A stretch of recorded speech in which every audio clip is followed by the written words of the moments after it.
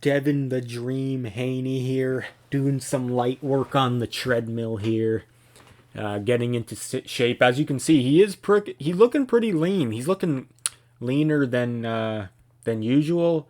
I don't know. It's hard to tell sometimes because sometimes when they take these pictures of these videos, they look like super bulky and ripped up, and then other times they don't.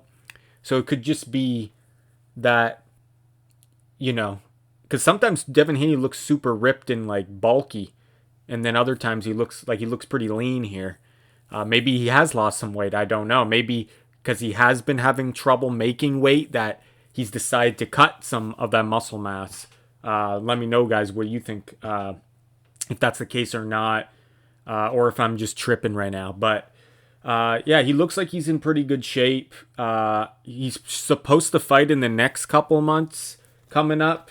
He wants to fight Jack Catterall, which I think that's a respectable opponent for him to fight, especially for coming back from a loss against Ryan with that beatdown. I mean, that's Jack Catterall is not a tune-up fight at all by any means. So I feel like that would be a respectable opponent for him.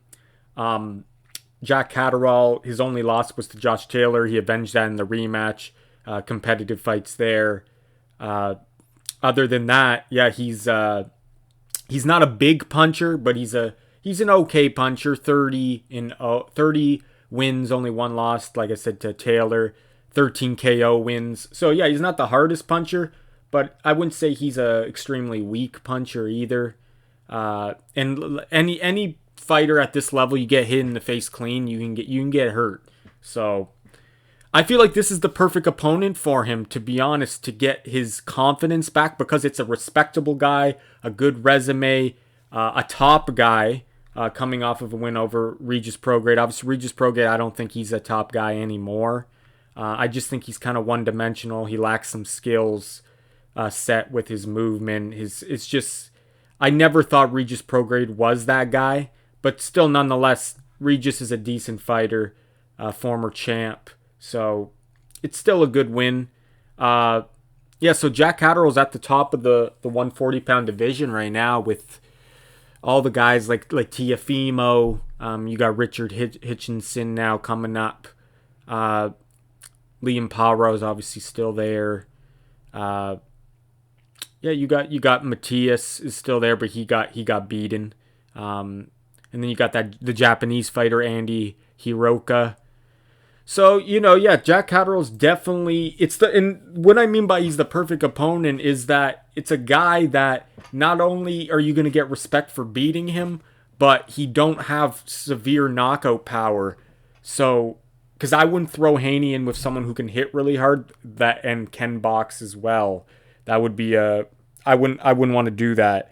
I want him against a guy who, not the lightest puncher, but a guy that can decently punch, but not extremely concussive power. And a guy that is a top guy like this will get him the respect as well. So it's a win-win for Devin. If he can get his confidence back and get a win over Jack Catterall, that'd be huge step up for his going forward. So I think it's a good decision. I still think it is. It's definitely a more risky fight to come back. Well, not risky, but I'm saying he could go the other route and get a tune-up fight, because I don't consider Jack Catterall a tune-up. But it's obviously not the most risky fight either. Like if he were to fight like a Tiafimo, I feel like that would be more of a risky fight at 140, or a Ryan Garcia rematch right away would be a risky fight. Matthias, yeah, sure, he hits hard, but I feel like he's more one-dimensional compared to the other guys I just listed. So, but he can hit, so that might be dangerous too. So yeah, I think if they go ahead and they make the Jack Catterall fight, I think that's a good choice. We will see though. Maybe I'm wrong, and maybe he will go the tune-up route and face some guy that has no chance on paper to beat him. But we will see, guys. This is Triple J Boxing. Thanks for watching. Take care.